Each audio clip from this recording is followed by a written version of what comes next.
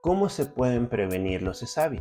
Bueno, para lograr la prevención de los ESAVI es necesario generar evidencia científica sobre el uso de las vacunas, tener un sistema de farmacovigilancia de calidad, porque los eventos supuestamente atribuibles a vacunaciones e inmunizaciones pueden ser prevenibles y pueden ser tratables.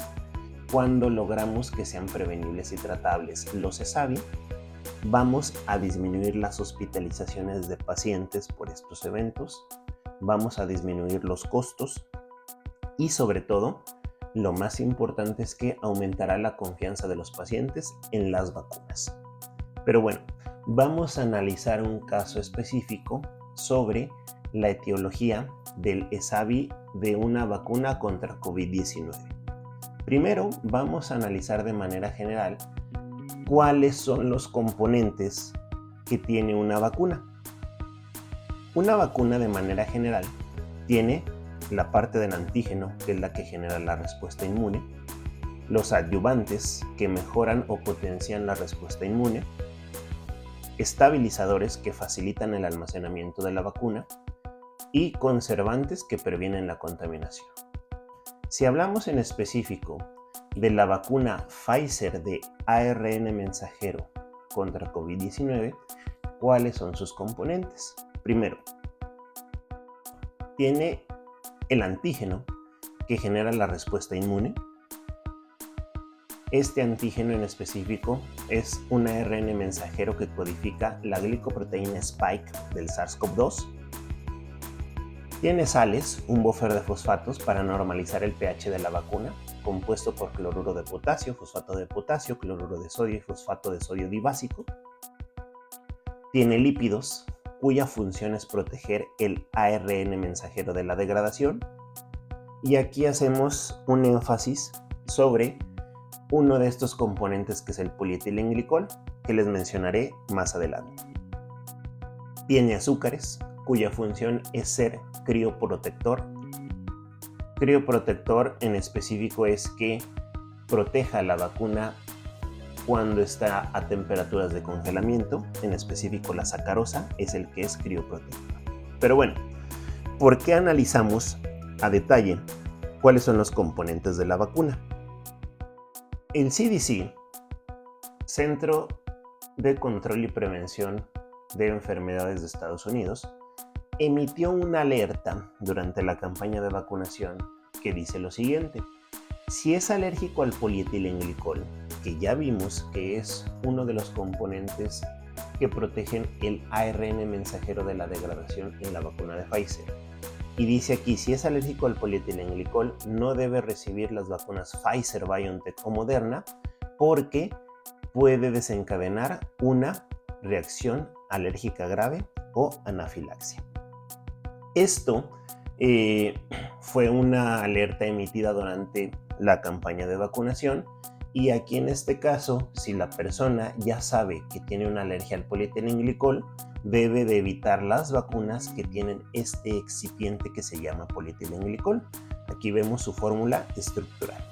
Ya existen varios artículos publicados que dicen que el polietilenglicol induce anafilaxias en los pacientes que son alérgicos a este componente. Pero aquí la pregunta es, ¿cómo sé yo si soy alérgico al polietilenglicol? ¿Cómo identificar la alergia al polietilenglicol? Pues bueno, este es un problema porque en varios países no se tiene el seguimiento adecuado cuando a una persona se le desencadena una reacción alérgica y no se ha identificado de manera correcta el alérgeno. Por ejemplo, cuando eres alérgico a un medicamento, ¿qué es lo que debe de hacer el médico para identificar cuál es el alérgeno causante? Vamos a poner un ejemplo. Si una persona es alérgica a la amoxicilina con el ácido clavulánico, a esa combinación, normalmente la persona piensa que es alérgica a la amoxicilina y no es así. Vean esta ficha técnica de los componentes de amoxicilina con ácido clavulánico marca Bluefish. Dice, los principios activos son amoxicilina y ácido clavulánico.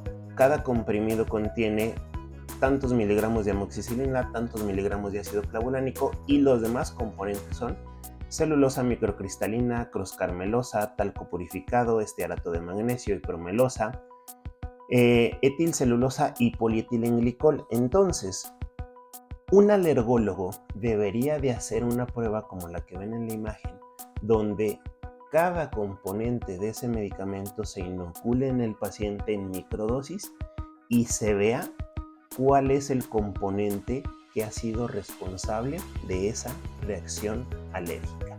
¿Por qué? Porque si tú lo identificas, ahora el tratamiento será evitarlo en la mayor medida de lo posible.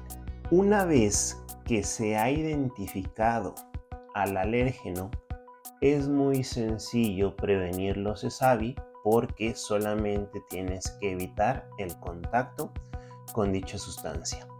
Vean la alerta del CDC, solamente dice: si eres alérgico al polietilenglicol, no recibas estas vacunas. No dice que no te vacunes, solamente tienes que buscar otro fabricante, otra farmacéutica que no utilicen polietilenglicol. Esta es la manera en la que se previenen los ESAVI. Hay que identificar la causa de dichas reacciones graves y hay que evitarla. Y esto es la base de la prevención de los ESAVIs. Analizamos de manera rápida cuáles son las causas de los ESAVIs de otras vacunas. Por ejemplo, en el ESAVI que se genera en la vacuna contra influenza, si ustedes saben, para fabricar la gran mayoría de las vacunas contra influenza, se utilizan huevos fertilizados de gallina a los cuales se les inyectan los virus de la influenza. Ahí mismo los virus se reproducen, se aíslan y se generan estas vacunas. Entonces, como se utilizan huevos, ¿qué es lo que nos dice el CDC?